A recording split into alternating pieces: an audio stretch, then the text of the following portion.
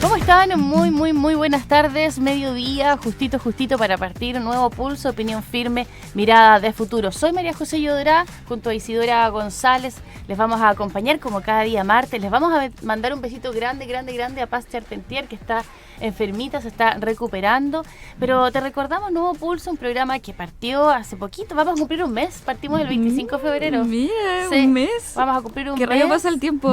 Rápido, y los días martes estamos junto a Isidora, los lunes, los jueves y los viernes está Paz Charpentier conversando con nuevas voces de la política regional, con la idea de ir tratando distintos temas. Hoy día vamos a estar con Diego Sepúlveda, que es abogado y profesor de Derecho Civil de la Universidad del Desarrollo, y Santiago Ormazábal, arquitecto, coordinador de Juntos Más Libres, que son nuestros panelistas del día martes. Hoy día vamos a conversar sobre un tema que planteó Diego la semana pasada y se ha ido levantando a propósito de la seguridad en el ámbito rural, y tiene que ver con una investigación, un primer informe sobre seguridad en general que hizo la Sociedad Nacional de Agricultura, que dio unas cifras alarmantes sobre narcoagricultura y robos también ahí. Incluso habló el presidente de pago de sueldos con drogas y robos y seguridad a propósito de estos ámbitos, ¿no?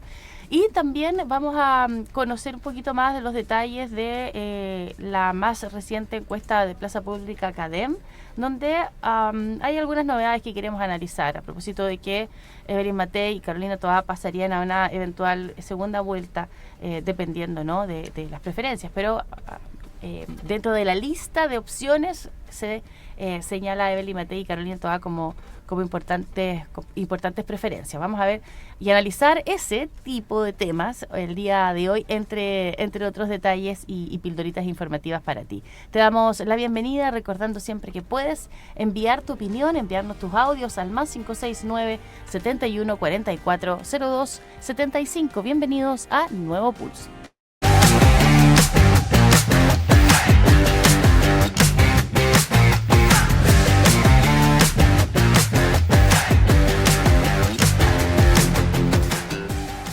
Siendo las 12:07, le vamos a dar la bienvenida a nuestros panelistas que nos acompañan los días martes. Aquí Santiago Ormazábal, arquitecto y coordinador de Juntos Más Libres. ¿Cómo estás, Santi?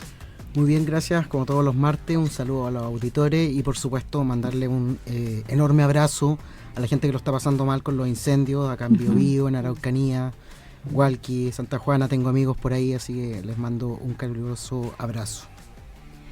Y también tenemos a Diego Sepúlveda, profesor de Derecho Civil de la Universidad del Desarrollo, doctorando en Salamanca, España. ¿Nos escuchas bien, Diego? Fuerte y claro, ¿cómo están? Perfecto. Nuevamente saludarlos también a todos nuestros auditores y al igual que Santi, mandarle un saludo a todas las personas que lo estén pasando mal por estos incendios, que ojalá pase luego esta catástrofe. Pensamos que solamente queda en febrero esta cuestión de los incendios, pero vemos que no, que siempre hay que estar alerta y muy cuidadoso con lo que está pasando tanto en Biobío, en la Araucanía y también en parte de Ñuble. Sí, parte de Ñuble, ¿eh? Estaba mirando acá la cuenta de CONAF Incendios Forestales y bueno, hay un incendio en Pinto, Ñuble, alerta roja están, ¿no? En esa instancia, y también en Los Sauces, región de la Araucanía. Sí, no, ahí en la reserva. Estuvo complejo ese tema, así que vamos a estar muy atentos, aunque aquí entró una vaguada costera en el Gran Concepción que podría apoyar. Claro, que puede ayudar combate. Un poquito. Sí, vamos a ver cómo eso, porque bajó el viento, entró la humedad y eso se agradece. Volviendo como el marzo principal. Vamos entonces con el primer tema de este bloque. Un tema que se tocó brevemente la semana pasada, que Diego ahí lo puso en la mesa y que actualmente igual genera una alerta en el mundo rural, ya que preocupa seriamente al sector agrícola nacional. Les contamos que la Sociedad Nacional de Agricultura, la SNA, advirtió esta semana sobre la presencia de bandas de narcotraficantes que están haciendo pasar por agricultores. O sea, que se están haciendo pasar por agricultores. Esta organización estarían utilizando terrenos en zonas rurales, incluso parcelas de agrado, para encubrir actividades ilícitas como el cultivo de marihuana. Mientras en paralelo plantan hortalizas tradicionales como lechuga, tomate, para simular un poco la legalidad. Lo más grave de esto es que se denunció, según el presidente de la SNA, Antonio Walker, que hay casos donde grupos han ofrecido pagar a trabajadores temporeros con droga en vez de dinero. Esto si dejamos que el narcotráfico avance en el mundo de la agricultura, no solo ponemos en riesgo nuestras comunidades rurales, sino que también normalizamos la ilegalidad como forma de vida y de trabajo. Esto yo personalmente lo considero muy grave. Diego, partamos contigo de qué opinas al respecto, ya que igual tú lo pusiste sobre la mesa la semana pasada. Sí, es un tema que preocupa no solo a Ñuble, sino que a todo el mundo rural, y es una noticia, sobre todo esta, es una más que sigue profundizando el abandono a este Chile rural, a este abandono de nuestro campo, del mundo agrícola, que es nada más ni nada menos el que lleva el alimento a la mesa de todos los chilenos. Entonces, el narcotráfico que se está detectando, tal como lo decías tú, tiene mucho tiempo ya en los campos del sur de Chile. Las plantaciones de marihuana decomisadas en prioridad son pan de cada día, en la Araucanía, en la zona roja del Biobío también, y también en mi región de Ñuble. Entonces, esta encuesta que nos dice que el 78% de los agricultores han sido víctimas de robos en los últimos 12 meses, con pérdida, imagínense, que llegan a los 385 millones de dólares. Estos delitos van incluyendo el robo de insumos, maquinaria, equipo eléctrico, claro, y suman a esto el retraso que tiene el mundo rural en conectividad. O sea, te doy el ejemplo de Ñuble.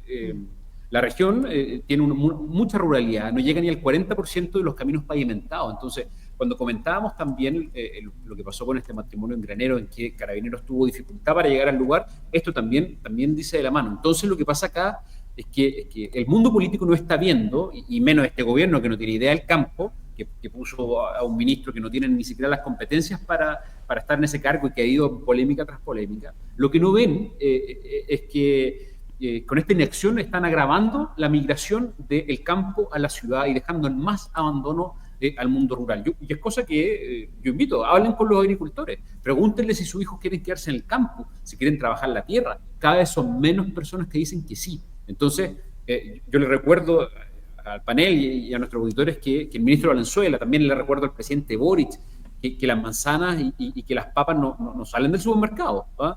Aunque Ñuñoa piense en eso no es así. Entonces, ¿cuándo nos vamos a poner las pilas, sobre todo en este mundo?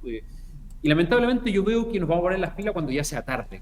Como siempre, reaccionamos y no prevenimos estas situaciones.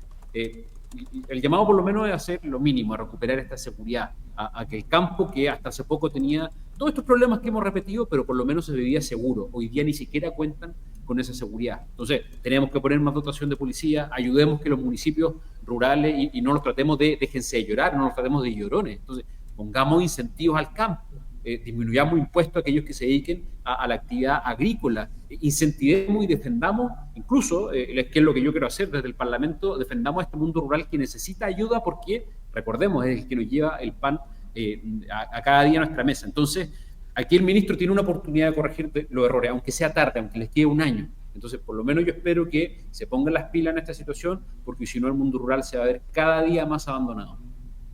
Es interesante el aporte que hacen, me gustaría destacarlo, el aporte que hacen los gremios.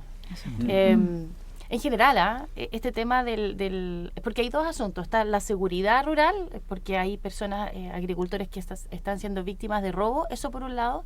Y por otro lado está la plantación de marihuana, no solamente en la Araucanía, en la región de Coquimbo también, por el clima, etcétera, y porque hay falta de fiscalización, no hay alcance. Esos dos temas, que los levanta un informe, que lo mencionaba Isidora, que hace el Servicio Nacional de Agricultura. Este gremio, cuando empiezan a pasar estas cosas, les pide a sus asociados que respondan a una encuesta online, que fue ahora en marzo, es reciente, entre el 6 y el 13 de marzo, en una semana, más de 1.000 respuestas, 1.092 respuestas, y pone este tema en la mesa. Y así ha pasado en el mundo forestal, por ejemplo, en el tema de la pesca también, cómo los distintos gremios van diciendo, oye, está pasando esto, y todos finalmente van formando una base de respaldo, de argumentos para decir y plantear los temas que están ocurriendo. Me gustaría destacar ese rol de los gremios.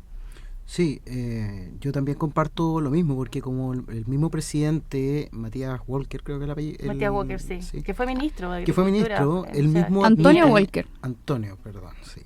Él mismo admite que no habían datos sobre este tema. Entonces uno agradece, porque, a ver, yéndolo un poquito por el tema del narcotráfico en los campos, esto no es nuevo, esto no es de ahora. Yo recuerdo, bueno, yo soy de campo, vivo en el campo, y recuerdo que por ahí siempre se hablaba de estos invernaderos, bien digo, que en algunos casos hasta eran ganados por subsidio y que los utilizaban para plantaciones de cannabis, pero convengamos que era un tema mucho menor que el que estamos viviendo ahora. Para mí lo de ahora es una desidia total por parte del gobierno respecto a los campos, y básicamente porque siempre se ha dicho que donde no llega el Estado llega el narco. Y cuando tenemos un gobierno que planteaba en su proyecto constitucional, el primero, digamos, para ellos su mirada ideológica política, el campo era todo lo que estaba mal. Para ellos era lo que querían cambiar, era lo que querían refundar, cambiar las tradiciones, reducir las fuentes de trabajo, porque para ellos eran grandes latifundios, entregar los territorios a estas personas que finalmente uno empieza a darse cuenta que no es una causa legítima, sino que son más bien terroristas que se encubren en ello. Entonces, cuando el campo pide protección o pide lo único que pide, que es seguridad, la respuesta es dejen de llorar. Yo creo que ahí básicamente se puede ver que el gobierno no está, digamos, interesado en que esto se solucione. Y como bien decía Diego en un momento, o sea, el campo es un sector que mueve el país. O sea, le escuchaba la otra vez por la radio que decían, el campo, ¿qué es lo que le pide al gobierno? Nada. Nunca le ha pedido nada, al contrario, da el trigo, da el alimento, da la verdura, los forestales, da la madera, para el papel, para los muebles, para la construcción, para un montón de cosas. Siempre han pedido seguridad, ¿no? Y lo único que se pide es Estado seguridad. de Derecho, Claro. Estado de Derecho. Y el mundo rural lo que pide es que lo dejen tranquilo, lo dejen trabajar. Si eso es lo que quieren hacer, es trabajar. Y que no le pongan trabas a eso. Exacto, y justamente es el mandato, nunca nos olvidemos que el mandato inicial, que este pacto social de ciudadanos, ¿cierto? Nosotros hicimos con el Estado, para que nosotros poder pasarle o otorgarle el monopolio de las armas siempre y cuando ellos nos protejan. El contrato social, claro. Y no lo están cumpliendo. Entonces, bueno, un llamado a la ciudadanía para que eso siempre lo tenga en consideración, sobre todo en los años electorales. Quiero recordar rápidamente que ustedes pueden también opinar con nosotros enviándonos sus audios a través de nuestro WhatsApp, el más 569-71440275. También estamos en estos momentos transmitiendo a través de Facebook nuestro programa y también pueden plantear sus opiniones, hacer alguna pregunta, meter una cuñita, un comentario también es bienvenido. En el Conquistador Concepción, el Conquistador CCP y también como @elnuevopulso en Instagram. También recuerda que estamos en YouTube, porque ahí también pueden dejar sus comentarios. Siempre vamos a estar pendientes de todas las opiniones que ustedes nos vayan ahí dejando. Yo les iba a comentar también que la Asociación de la Municipalidad de Chile, su abreviación es AMUCH, ha propuesto la creación de un plan nacional integral que involucra diversas instituciones para abordar este problema como de tráfico de la agricultura. Desde la MUCH proponen crear un plan para enfrentar el narcotráfico en el mundo rural. La idea es que participen todas las instituciones, desde la policía hasta el Ministerio de Agricultura, que incluya una coordinación territorial para detectar actividades sospechosas, como cosas irregulares y también blanqueo de tierras. Considere que esta medida de protección para quienes las denuncian, dado que muchos agricultores no se atreven a hablar por miedo a represalias que existen aquí. Digo que hay que recordar que son narcotraficantes. Son como muy solitos también. Es que también hay que tener en cuenta la distancia. O sea, como yo les mencionaba, no quiero ser autorreferente, pero justo me toca porque yo vivo en un campo. Claro. Y de hecho, el retén más cercano que yo tengo está a 7 kilómetros. Y eso que yo estoy medianamente cerca al pueblo donde yo vivo. Hay campos que están mucho más al interior. Entonces, en efecto, no hay forma algunas veces de poder controlar esto. Y vuelvo a insistir, donde no está el Estado, va a llegar siempre el narco a ofrecer protección. Sí. Diego, ¿tú querías decir algo? Sí, que al final la conectividad, el mundo rural está abandonado. Imagínense esos caminos de tierra oscuros por la noche, que la ubicación no se sabe bien, que hay gente que vive en parcela. Yo, al igual que Santiago, me pongo en la situación de mis papás que viven en una parcela, bien alejados de Chillán. Entonces uno también se vuelve a preocupar por estas situaciones, y sumémosle que el narcotráfico ya está tejiendo sus redes, y esto es al final un círculo vicioso. Esos mismos narcotraficantes incitan a que los hijos de los campesinos estén involucrados en esto, eso aumenta el ausentismo escolar, esto también baja los niveles de educación, y es un círculo vicioso que todo tiene que ver y todo se reduce a la seguridad. Por eso es importante que primero primero vivamos tranquilos, nos tengamos asegurado el primer fin del Estado, que es asegurarle seguridad a nuestros ciudadanos, y después resolvamos los problemas, pero mientras no tengamos la tranquilidad para vivir y sobre todo llegar a nuestras casas tranquilos, no tenemos nada más. O sea, hasta tanto nos teníamos que ocupar de llegar a fin de mes, que el sueldo nos alcanzara a fin de mes. Hoy día tenemos que ocuparnos de llegar vivos a fin de mes, y eso es preocupante, es gravísimo. Es muy complejo lo que pasa, este panorama en general, a propósito del robo, ¿no? Que se hace como encuesta. El 78% de las personas que respondieron a la encuesta había sido víctimas de robo. De un total de 1.092, el 78% habían sido víctimas de robo, 11% de esto con violencia, y esto tiene que ver el número, porque el 78% tal vez no sea tan decidor, pero son 854 personas víctimas de robo en los últimos 12 veces, y el 40% de ellas había sido víctima de robo 3 o más veces. Imagínate. Y ayer en televisión se dio un reportaje y entrevistaban a un agricultor, le robaban, ponte tú, las bombas para regar. Entonces, para sacar el cobre, no sé, él daba un ejemplo de una bomba, qué sé yo, que le haya costado 20 millones de pesos y son carísimas. Y los ladrones sacaban 400.000 pesos del cobre de ahí. Y eso significaba dejar sin riesgo y tener la pérdida completa, tal vez, del trabajo que se estaba haciendo de la temporada. O sea, hay que ponerle ojo, hay que ponerle mucha atención, que no sea como que pase nomás como, no, el matrimonio en granero falleció y este informe, y luego lo olvidemos. Es un punto. Y ¿sabes por qué está pasando? Una de las explicaciones es que al tener planes de seguridad en las ciudades que estos resulten, las bandas criminales empiezan a ocupar territorios donde no hay presencia policial o hay poca fiscalización, que es lo mismo que pasa, por ejemplo, con el comercio ambulante o el comercio ilegal, básicamente, que se ataca, se ocupa en ciertos territorios y esto no desaparece, sino que se cambia a otros lugares. Claro, completamente. Sí, yo quería comentar rápidamente lo que tú decías, que en efecto, en estos casos, cuando hay robo, se puede perder la plantación completa. Esperemos que el ministro, que veo que no le pidieron la renuncia ni pretende renunciar, ahí quedó, no saque otra de sus frases célebres diciendo que los agricultores se coludieron. Recordemos cuando fueron las inundaciones, después andaba hablando de que se habían coludido por el valor de las papas. Impresentable. O anda pagando incendios con una marquera para hacer el show. Oye, sí, se le criticó varias veces al ministro Valenzuela aquella situación, pero bueno, no quedó en nada.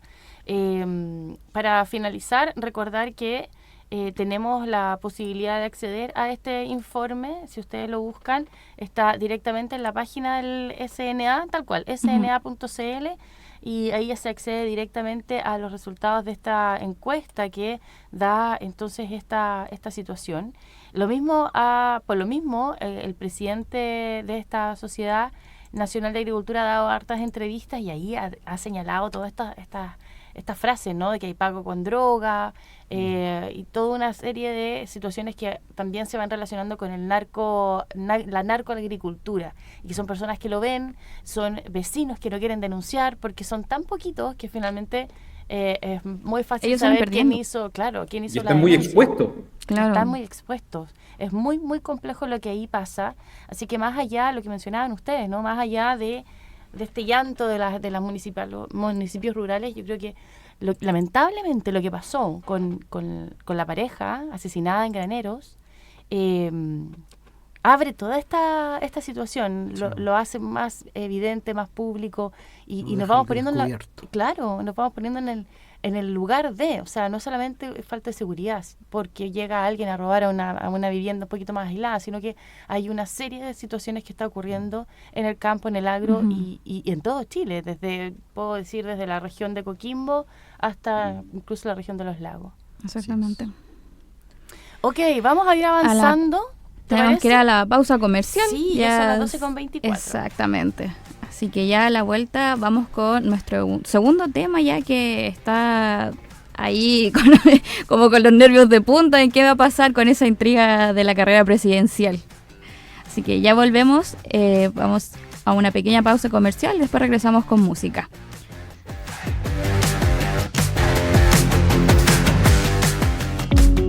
¿Te apasiona comprender la mente humana y aportar al bienestar de las personas? El programa Advanced de Psicología UCSC te permite obtener tu título con una modalidad semipresencial, sin dejar de lado tus responsabilidades laborales ni familiares. Potencia tus habilidades, amplía tus oportunidades y haz realidad tu vocación con la calidad académica y el sello valórico de la Universidad Católica de la Santísima Concepción.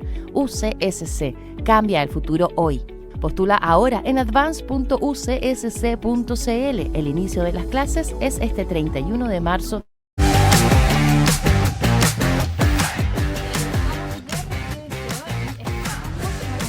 I Do de Colby Calliot. Es una canción bastante conocida, según yo. Muy conocida ahí en el mundo pop. Quiero comenzar diciendo igual que hoy día es 25 de marzo, cabe recalcar, por si alguien estaba perdido ahí en los días, porque a mí me suele pasar. Y hoy día se celebra el Día del Niño por Nacer. Se celebra la vida en sí. Y les quiero recordar que este 29 de marzo, este sábado, a las 9 de la mañana, estaremos realizando una maratón, los 5K por la vida, ahí con Paz Charpentier y también Minerva Fernández, que es la coordinadora de esta corrida. Y pueden inscribirse por welco.com y pueden inscribirse pagando un pequeño monto para que puedan ser parte de esta corrida que va a estar muy entretenida. Va a haber muchas actividades, habrá también hartos patrocinadores y algunas pymes también que nos van a estar acompañando ese día. Oye, Isi, quería comentarte que aparte del Día del Niño que está por nacer, hoy también se celebra la adopción. De hecho, el día es el Día del Niño que está por nacer y la adopción. Así adopción. A mandarle un caluroso saludo a todos esos niños que vienen en camino, los que están esperando, a las parejas para ser adoptados y a los futuros papás, ya sea biológicos o adoptivos. Exactamente. El proceso es, y de los cuidadores también, las familias que son cuidadoras. Porque dentro de todo se quiere hacer que estén los menos posibles en los hogares de alguna manera, sino que los centros hogares donde están los menores, sino que tengan ese contacto, ese apego familiar, aunque las familias deben tener un gran corazón, porque las cuidan cuando son guaguitas y después, claro, se van en adopción. Pero hay estudios y evidencia de que hay mucha diferencia en el desarrollo de un chiquitito cuando está con gente, con familia, a cuando está, por ejemplo, en un hogar sin mayor contacto fraterno. Así que es que no hay nada como ese cariño familiar. Y recordemos que hay un proyecto respecto a este tema de la adopción que lleva 10 años en el Congreso, recién ahora se está retomando por lo mismo, para poder acortar los plazos y todo eso. Así que nuevamente a los queridos auditores, pónganle ojo a todo eso. Información clave ahí se sacó Santiago. Pero vamos ahora con el panorama presidencial, que este domingo se publicaron los resultados de las más recientes encuestas de la Plaza Pública de CADEM. Si las elecciones presidenciales fueran esta semana, los datos muestran que Evelyn Matei y Carolina Toá serían las dos candidatas que pasarían a una eventual segunda vuelta. En las preferencias espontáneas está Matei, la carta de Chile Vamos, recordemos, que rompe la tendencia a la baja, sube 3 puntos y lidera con un 20% de apoyo. Más atrás aparece Johannes Kaiser con un 11%, José Antonio Kast con un 10% y Carolina Toá con un 8%, quien comienza a consolidarse como la figura del oficialismo. No, yo no entendí muy bien. Explícame ahí, no sé, Diego, si tienes alguna opinión, pero se supone que todo está con un 8%. ¿Por qué pasarían las dos a segunda vuelta? Yo tengo la misma duda, en verdad. El titular de Academia, el titular de varios medios, buscando y le dando la vuelta, porque hay una que es mención espontánea y otra de las preguntas dice... A eso quería apuntar. ¿Será? Si las elecciones son este fin de semana y eso es mención espontánea. Y otro es dentro de esta lista, porque no usted votaría. Y ahí entiendo que tiene más votos. Todo va sorprendiendo, ¿no? Dentro de lo que ha pasado dentro del oficialismo, Diego. Sí, pero ahí hay que tener mucho cuidado y sobre todo nuestros auditores... Ahí sí, perdona. Hay que tener mucho cuidado y sobre todo advertirle a nuestros auditores que no se dejen engañar por titulares, porque tal como lo decía María José, hay que advertir, como siempre, la liviandad de las encuestas. O sea, en esta versión de la Academia, por ejemplo, se cambia la metodología. La pregunta que se venía haciendo, tal como lo decía María José, era de una mención espontánea, que desde esta semana cambió a una lista cerrada. Entonces, cambió la metodología de la encuesta y cuando se cambia una lista cerrada de candidatos, obviamente los escenarios cambian. Pasamos de preguntar quién cree usted que va a ser el próximo candidato a de cuál de los siguientes nombres usted cree que va a ser el candidato. Entonces, Por eso se ve un crecimiento con Toa, por ejemplo, no porque la gente se haya maravillado con la candidatura esta semana, no, porque cambian los resultados porque cambia la metodología de las encuestas. Entonces, son cambios importantes y esa falta de rigurosidad, sobre todo en las encuestas y en la prensa para abordarlas, son para analizarlas también, son las que explican estos cambios.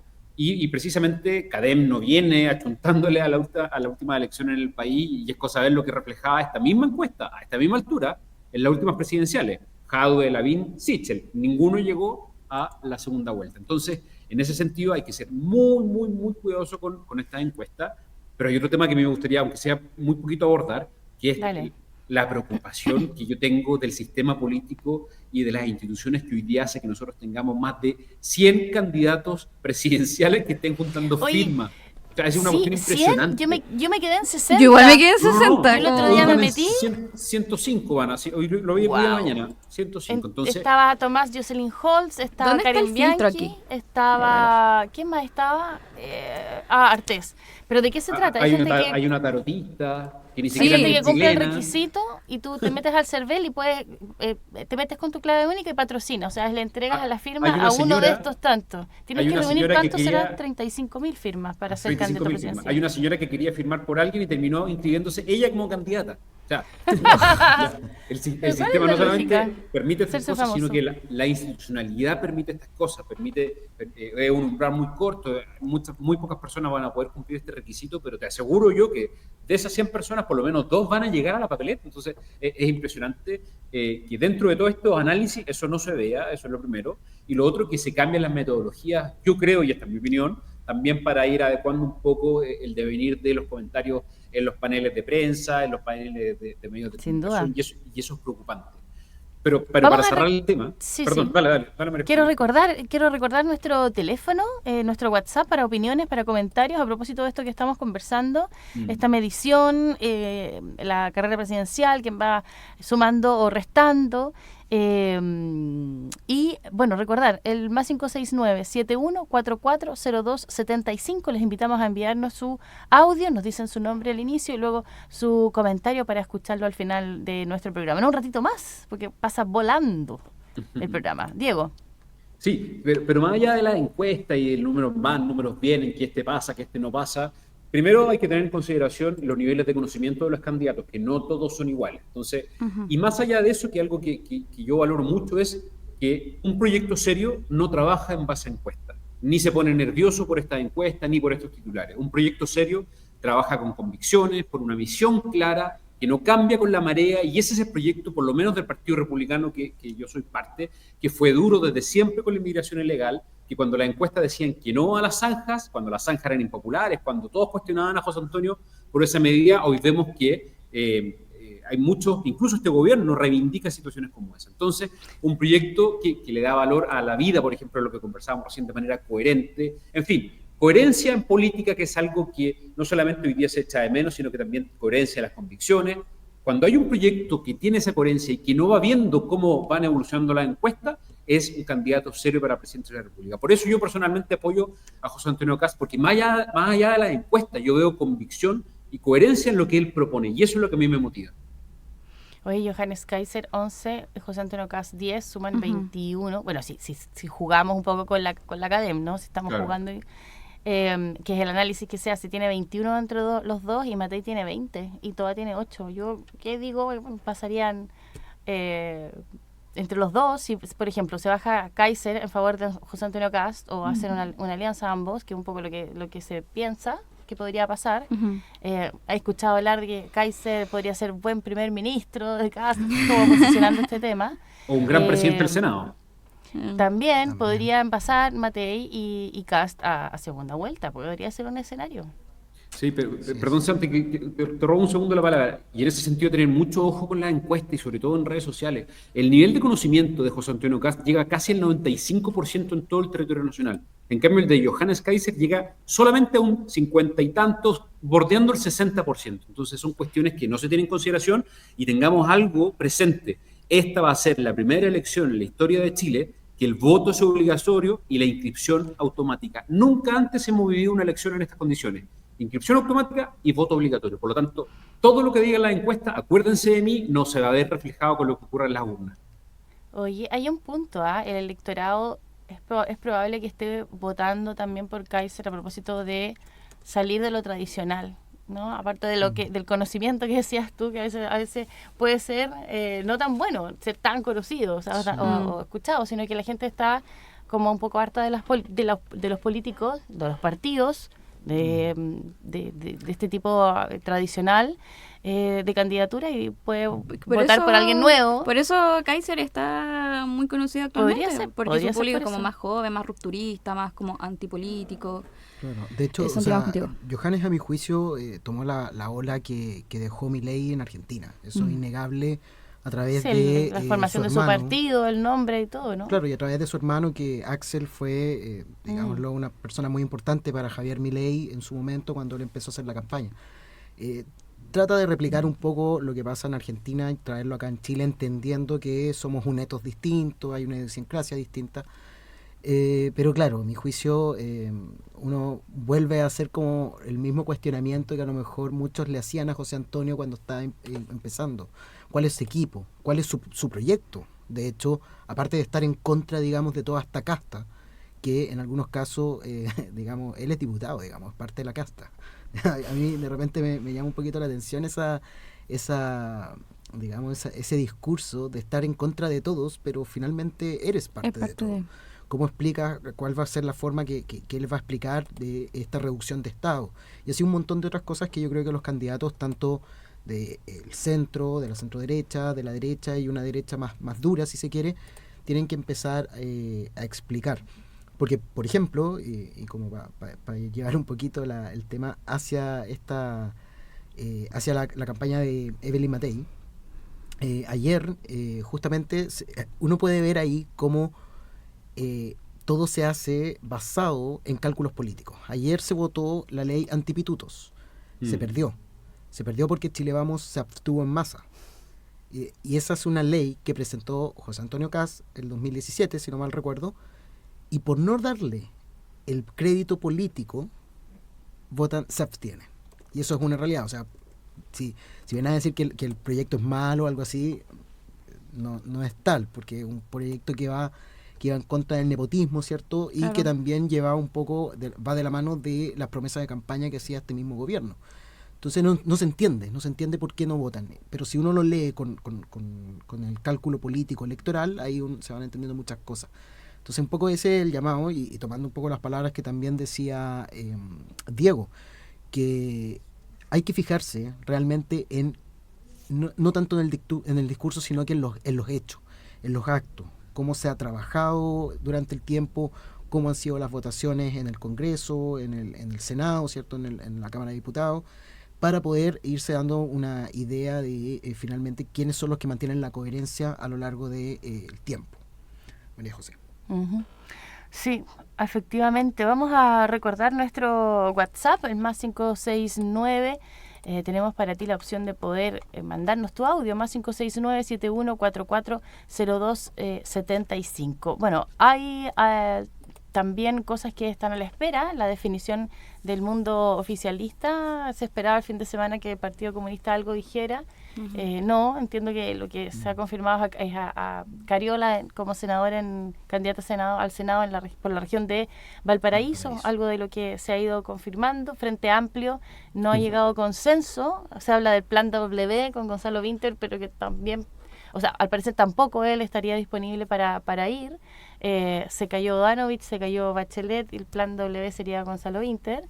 Y bueno, ver las definiciones que faltan aún del Partido Comunista, lo que pasa con las alianzas desde la democracia cristiana al Partido Socialista. Vamos a ver qué finalmente va ocurriendo, mientras semana a semana vamos a seguir teniendo esta encuesta. Oye, María José, perdona, yo sé que esto no está en la pauta, pero no sé si se dieron cuenta del nivel de inseguridad que tiene en Chile, que hasta los delincuentes le quitaron el estado de sobriedad a una diputada de la República. ¿Se dieron cuenta de esa noticia? Estábamos viendo eso. Hubo un accidente. Cuéntanos un poquito el resumen, Diego.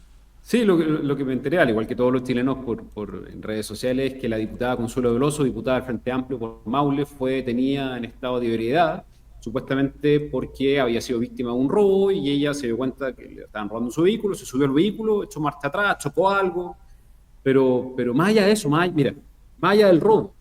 Imagínate, más allá del robo o de la conducción, ¿ustedes se dan cuenta que una diputada de la República, a 2 horas de entrar al Congreso, un lunes por la noche, estaba ebria? O sea, porque claro, hoy día muchos dicen, no, mira, que fue porque le robaron y ella quiso...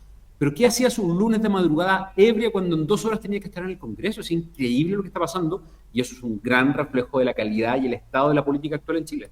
Lo que queda en evidencia. Claro que sí. Eso me recuerda igual un video que una vez se coló de otra honorable parlamentaria en un pub, que tuvo un altercado incluso con las personas que atendían. No me puedo acordar el nombre, pero ¿No sí era me acuerdo. Puede ¿Por ser, qué? no quiero Todo de no quiero ser irresponsable con el nombre, vamos a buscar. pero me acabo de acordar del video y que efectivamente la honorable se caía, casi estaba de pie y se caía de tan ebria que estaba. De hecho, hasta la desaforaron. Es una diputada de Renovación Nacional, Araceli Leuquén. Para que se vea que pasa en todos lados. En noviembre pasado, Araceli Leuquén. Pero es un gran reflejo del nivel de la política. O sea, miren esta diputada, que ni siquiera es profesional. O sea, yo por lo menos ya por competencia, si algún día llego a ser parlamentario, una de las propuestas que haría es que por último se le exijan unos mínimos a los parlamentarios, porque recordemos que son los que hacen las leyes. O sea, no son cualquier autoridad. Y en este caso, esta parlamentaria es el gran reflejo del estado de la política, que está un lunes por la madrugada, es decir, un martes en la mañana, a primera hora, ebria, cuando debería estar preparándose para ir al Congreso. Entonces, es de verdad increíble. Y esto no sale en la prensa, pero aquí yo tengo mis pajaritos por allá. Estaba acompañada de otro diputado que está pasando piola. Sí, pero tiene que haber estado sola. Sí. Oye, Diego, tienes que pensar en positivo, tienes que decir, voy a llegar ahí al Parlamento. Es verdad. Tienes que pensar ahí que voy a llegar. Vas a cambiar eso. El primero que voy a hacer es ese proyecto. Sí, y ojalá se pueda y se pueda cumplir, porque creo que eso es crucial. O sea, ¿en qué momento pasamos de tener parlamentarios de la calidad de, bueno, todos los que hemos tenido con la historia? Siempre se me viene a la cabeza al tiro Jaime Guzmán, pero ¿en qué momento pasamos de un Jaime Guzmán a un Florcita Motuda? Perdón que sea tan directo, pero se me había olvidado. Incluso por el código de vestimenta, ¿cierto? O el mismo presidente que en su momento como diputado, ¿no? Que iba con sus camisas abiertas, la barba sin peinar, como que se pasó del carrete al Congreso. Entonces, yo creo que, claro, hay que empezar a poner un poco mano dura en ese sentido y bueno, como dicen ellos, habitar el cargo significa tenerlo a la altura, ¿no? Mantenerse a la altura del cargo. Y que se den cuenta también que ser autoridad conlleva renuncia a cierta vida privada, o sea, si yo soy diputado, no se me ocurriría salir un lunes en la noche, menos en Valparaíso, que en la comuna donde están todos los diputados, o en Viña del Mar. O sea, también implica renuncia. Es lo que yo alguna vez comenté en una carta al director. ¿Ustedes saben quién es el encargado de la ex ONEMI? Ya no me acuerdo cómo se llama, pero ¿quién es el jefe político de la ONEMI o Senapred? Creo que se llama ahora algo así. Senapred, hoy sí. Es el subsecretario del Interior.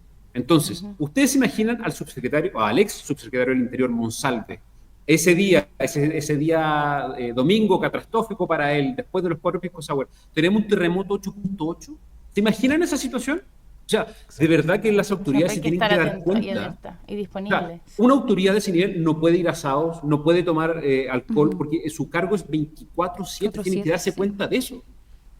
Exacto, y eso es algo que este gobierno ha tratado de normalizar desde el punto de vista de lo contrario. O sea, vemos, como bien dice Diego, que hubiese pasado con Monsalve, pero también no hace sentido los famosos asados que hace el presidente, o cuando de repente hay alguna crisis y lo vemos sacándose fotos en bicicleta arriba del cerro. O tomando un heladito ahí. Exacto, entonces, o sea, ¿qué imagen le está dando al resto de los ciudadanos? Pero el primer filtro, hoy en día la palabra son los ciudadanos. Es tan común. El primer filtro tienen que ser los ciudadanos, y son los ciudadanos los que tienen que darse cuenta de que no pueden votar por personas así. Por eso es importante que se informen, que averigüen quiénes son los candidatos, cuál es su currículum, cuáles son sus antecedentes, qué hace, a qué se dedica, de dónde salió. Es sumamente importante que el primer filtro lo hagan los ciudadanos, porque los partidos políticos también tienen un rol. Ellos tienen que llevar buenos candidatos. Muchas veces llevan al popular, al conocido, al más encachado, no sé. Pero el primer filtro es la ciudadanía. Por eso los ciudadanos tienen que ser los primeros en empoderarse para decir, no, o sea, paremos un poco el deseo, no voy a votar por este gallo, por esta galla. ¿Por qué? Porque es darle la importancia al cargo que tiene. Estas personas redactan las leyes que nos afectan todos los días. Perfecto. Hoy se nos fue el tiempo, 8 minutos nos separan de las 13 horas, así que es momento de despedirnos, agradeciendo siempre la sintonía, la conexión de Diego desde España, donde está ahí doctorando, abogado, profesor en Derecho Civil. Llego en 2 semanas, llego en 2 semanas. El desarrollo. Ya, pues para la próxima, a ver si así que no tienen que agregar un micrófono ahí, porque no sé cómo lo vamos a hacer.